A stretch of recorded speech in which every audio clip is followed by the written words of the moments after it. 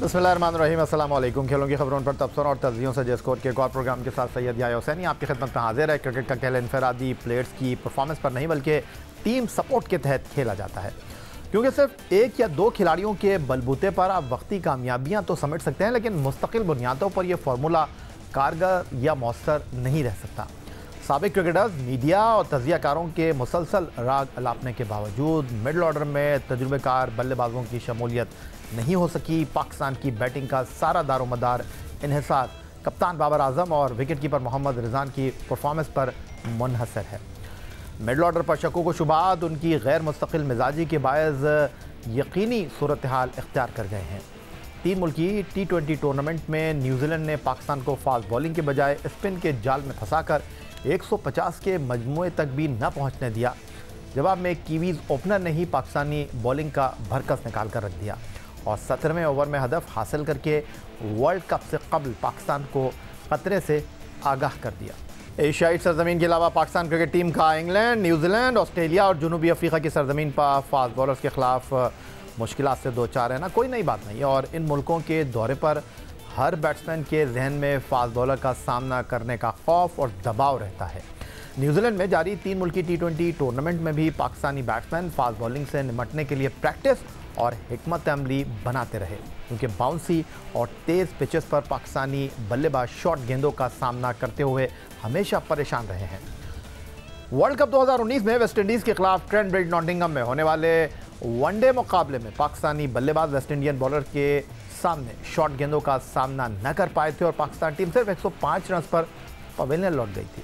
मतलब मसाइल और खौफ तेज़ बॉलर्स और उनकी ऊंचे उछाल वाली गेंदों से था, लेकिन न्यूजीलैंड ने मेज़बान होने का फ़ायदा उठाते हुए क्राइस्टचर्च की ऐसी पिच बनाई जो स्पिनर्स के लिए साजगार साबित हुई, जहां न्यूजीलैंड के 3 स्पिनर्स मिचेल ब्रिस्वेल, मिचेल सेंटनर और इसूडी ने पाकिस्तान की आधी टीम को पवेलियन की राह दिखा दी। कीवीज़ के सबसे कामयाब बॉलर ब्रिस्वेल रहे, जिन्होंने 4 ओवर में सिर्फ 11 रन देकर बाबर आजम और मोहम्मद रिजवान की अहम विकेटें हासिल की। दिलचस्प अमर यह है कि पाकिस्तान ने न्यूजीलैंड में ट्रायंगुलर सीरीज से कबल 27 मैच एशियाई सरजमीन पर खेले हैं, जो स्पिनर्स के लिए साजगार पिचेस पर थे। इसके बावजूद पाकिस्तानी बल्लेबाज कीवी के स्पिन जाल का शिकार हो गए और पाकिस्तान टीम मुकर्रर ओवर में 7 विकेट पर महज 130 रन तक महदूद रही। न्यूजीलैंड के कप्तान केन विलियमसन ने पाकिस्तान के खिलाफ हेगले ओवल क्राइस्टचर्च में अपने स्पिनर्स ब्रिस्वेल, मिचेल सेंटनर और इसूडी से 12 ओवर्स कराए, जहां पाकिस्तानी बैट्समैन 61 रन बनाने में कामयाब रहे और आधी पाकिस्तान टीम आउट हो गई। न्यूजीलैंड के स्पिनर्स की इस शानदार कारकर्दगी पर आज गुफ्तगू करने के लिए हमने पाकिस्तान क्रिकेट टीम के टेस्ट ऑफ स्पिनर कौमी सिलेक्शन कमेटी के साबिक रुकन तौसीफ अहमद साहब को स्टूडियो में मदऊ किया है और उनके साथ स्टूडियो में हमारे साथ सीनियर स्पोर्ट्स जर्नलिस्ट रोज़नामा जंग कराची के क्रिकेट कॉरेस्पॉन्डेंट अब्दुल माजिद भट्टी साहब मौजूद हैं। गुफ्तगू की शुरुआत तौसीफ अहमद साहब आपसे करूँगा। तौसीफ अहमद साहब, ये मसला रहा है पाकिस्तान टीम का और आज अगर इसूडी, सेंटनर और ब्रिस्वेल के ख़िलाफ़ पाकिस्तान के बैट्समैन मुज़ाहमत नहीं कर सके, हमने तो दुबई में भी देखा कि वहाँ पर एजाज़ पटेल ने पाकिस्तान की बैटिंग को तहस नहस करके रख दिया था, तो ये क्या एक आप कह लें कि मोमेंटम बन जाता है या हमारे जो बैट्समैन हैं वो स्पिनर्स के ख़िलाफ़ जो है फंसते हैं तो फंसते ही चले जाते हैं? जी बिल्कुल ठीक कहा आपने। कुछ टाइम से क्या बल्कि 2-3 साल से हम स्पिनर्स को इतना अच्छा नहीं खेल रहा है, जिसके बारे में आपने बताया अभी। वैसे भी हेरात भी जो है श्रीलंका के, वो हमें मुश्किलात डाल चुके हैं काफ़ी कुछ। एक ऐसी टीम जो कि स्पिनर पे मास्टर होती थी खेलने की, लेकिन वो ग्रेट प्लेयर कुछ और ही होते थे अगर हम देखें तो, और मतलब संभलने ही नहीं देते थे। सिंगल्स, डबल, जावेद भाई की बात करूं या और कई लोगों की बात करूं तो वो स्पिनर्स को इतना डिस्टर्ब कर देते थे कि वो शायद उनकी लेंथ भी भूल जाते। मगर अभी हम वाकई बहुत मुश्किलात में हैं। मेरा ख्याल है धोखा दे दिया न्यूजीलैंड ने, दिखाया कुछ और किया कुछ, जबकि ये टर्न नहीं हो रहा था यहाँ बॉल, सीधे गेंद पे आउट हुए। सोडी भी जो बॉल कर रहे थे वो आप खुद देखें कि कोई बहुत बड़ा टर्न वहाँ नहीं हो रहा था लाइन और लेंथ पे।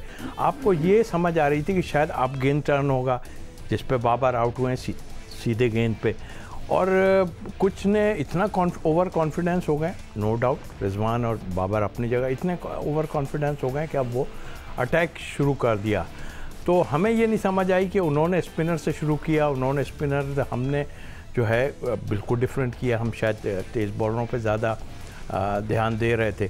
तौसीफ साहब तो हाथ खड़े कर रहे हैं माजिद भट्टी साहब, लेकिन 2015 में जब आईसीसी वर्ल्ड कप मुनक्किद हुआ ऑस्ट्रेलिया और न्यूजीलैंड में, तो आप मेरे साथ मौजूद थे हेगले ओवल क्राइस्टचर्च में, और ये वो मैदान है जहां पाकिस्तान को पहले मैच में वेस्ट इंडीज़ के ख़िलाफ़ नाकामी का सामना करना पड़ा था। आज जो चीज़ हमने देखी माजिद भट्टी साहब, वो ये है कि हमारे बैट्समैन क्रीज से निकलकर शॉट खेलते हुए जो है वो बाउंड्री लाइन पर कैच हुए।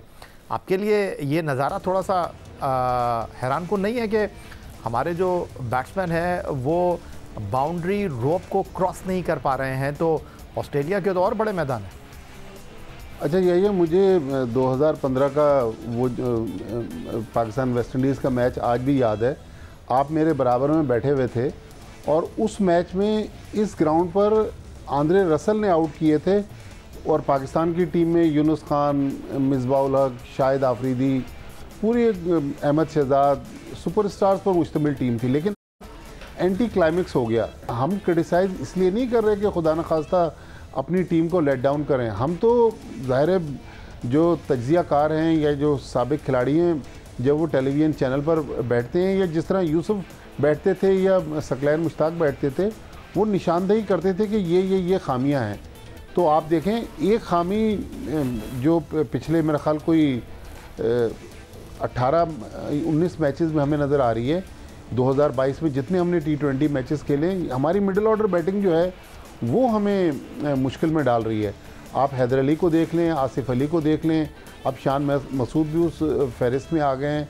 फिर उसके बाद इफ्तिखार अहमद को देख लें, खुशदिल शाह को देख लें, वो बार बार गलतियों को रिपीट कर रहे हैं। मेरे ख्याल में इतने चांसेस मिलने के बाद मिडिल ऑर्डर बैटिंग जो है वो कहीं ना कहीं या तो प्रेशर में है या फिर इस बड़ी क्रिकेट के लिए वो मेरे ख्याल में मिसफिट है। पाकिस्तान के former test off spinner Tauseef Ahmed और सीनियर सहाफ़ी अब्दुल माजिद भट्टी साहब हमारे साथ मौजूद हैं। गुफ्तगू के सिलसिले को मज़ीद आगे बढ़ाएंगे एक ब्रेक के बाद।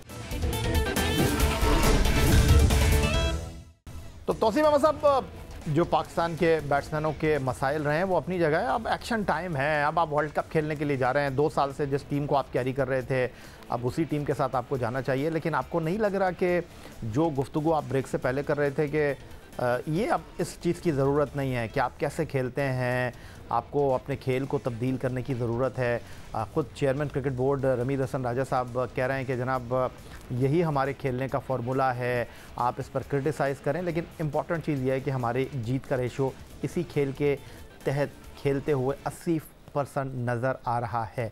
तो अब जो आप बात कर रहे थे ब्रेक से पहले कि कुछ इंटेंशन नज़र आ रही है कि तेज़ खेलने की कोशिश करें, जो आपने नहीं खेला, तो आपको नहीं लगता कि आप टूर्नामेंट से पहले इस तरह की तब्दीलियां करेंगे तो आप अपने ऊपर बिला वजह का दबाव तारी कर लेंगे? आपने ठीक कहा जाइए, और जिस तरह की शॉट मारी है, मेरा ख्याल है कि शायद रिजवान ने बहुत रन्स किए हैं, अपनी जगह ठीक है। बात है तो बाउंड्री ज़रा वहाँ पर भी बड़ी होंगी और ये भी बाउंड्री मुझे कुछ बड़ी नज़र आई, और बड़ी इस सेंस में कह रहा हूँ कि आपसे हिटें लगी नहीं। इससे पहले मैचों में भी आपने लेग साइड पे शायद आपका चक्का वक्का लग गया हो, लेकिन सामने आपने कोशिशें की, एक रन बनाते रहे आप।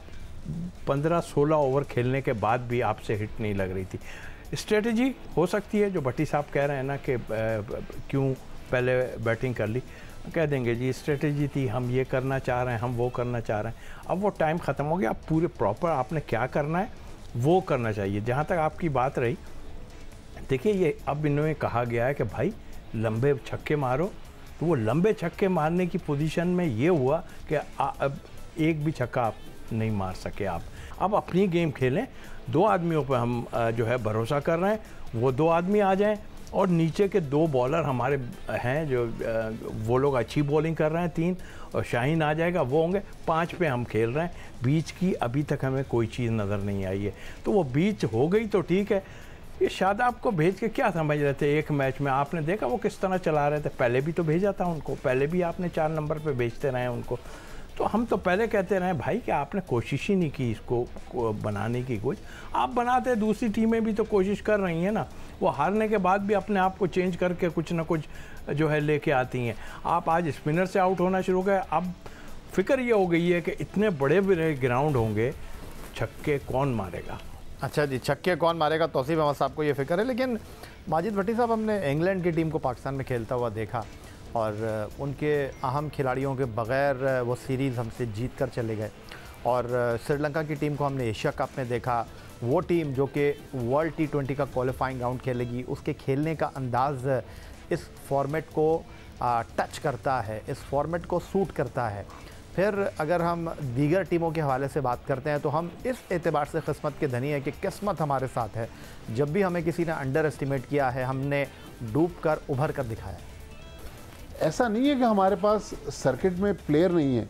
मेरा ख्याल में उन प्लेयर्स को ढूंढने के लिए शायद हमारे पास वो आँख नहीं है। हमने माजी में लोग कहते थे कि जी हमारे बराबर में, बल्कि जो तौसीफ अहमद साहब बैठे हुए हैं, ये तो नेट पे एज ए नेट बॉलर गए थे बॉलिंग करने, अचानक इनको वहाँ पर उन्होंने मुश्ताक मोहम्मद ने कहा कि नहीं, ये तो टेस्ट मैच मटेरियल है। और 4-5 दिन बाद एक क्लब क्रिकेटर को जो गालिबन 2-3 फर्स्ट क्लास मैचेस का तजर्बा था, वो पाकिस्तान के लिए टेस्ट मैच खेल गए।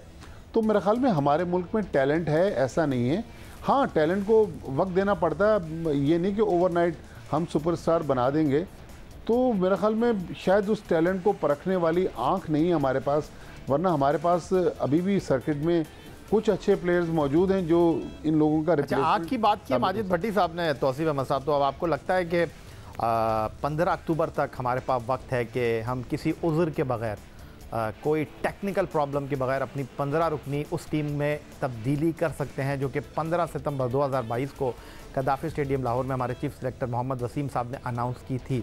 आपको लग रहा है तब्दीली हो रही है या आपको लग रहा है कि नहीं यही 15?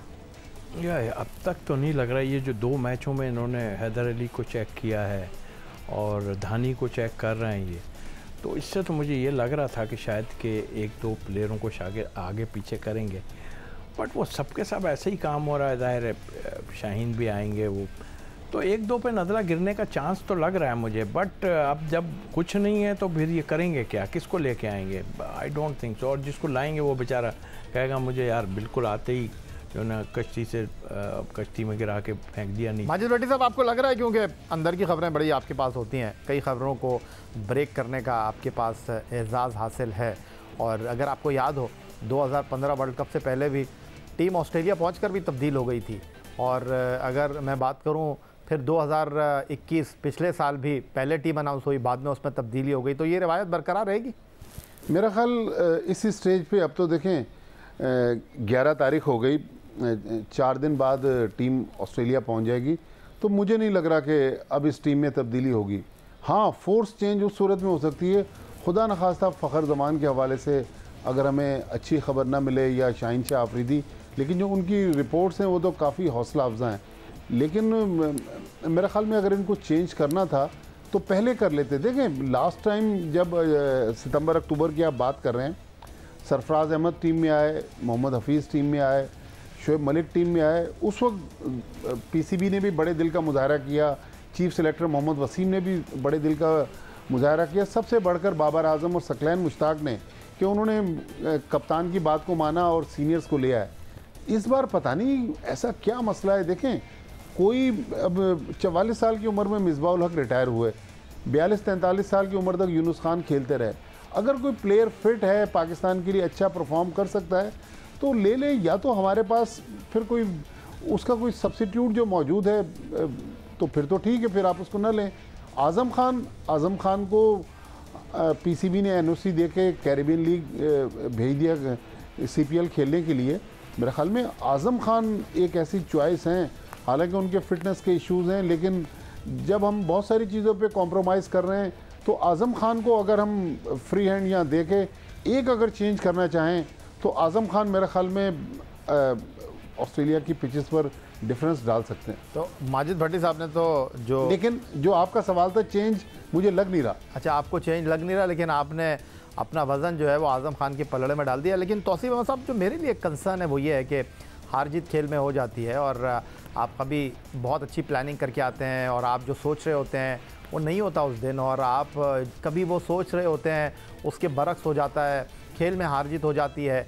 कभी हार जीत से अलग मैच टाई भी हो जाता है, फिर सुपर ओवर में भी चला जाता है। लेकिन हम इंग्लैंड की सीरीज़ से लेकर न्यूजीलैंड की ट्राई सीरीज़ तक देखें तो एक चीज़ जो है वो बड़ी कॉमन नज़र आ रही है कि जब मैच हम हारते हैं, या इवन एशिया कप के आखिरी 2 मैच ले लें, श्रीलंका के ख़िलाफ़ सुपर 4 मरहले का मैच, फाइनल मैच है, जब हम हारते हैं तो मैच जो है वो पहले 5 ओवर में डिसाइड हो जाता है कि जी आज हम जीतेंगे नहीं। और क्राइस्ट चर्च में न्यूजीलैंड के ख़िलाफ़ दूसरे मैच में भी ऐसा ही हुआ, पहले 2 ओवर में 20 रन और उसके बाद लाइन लग गई।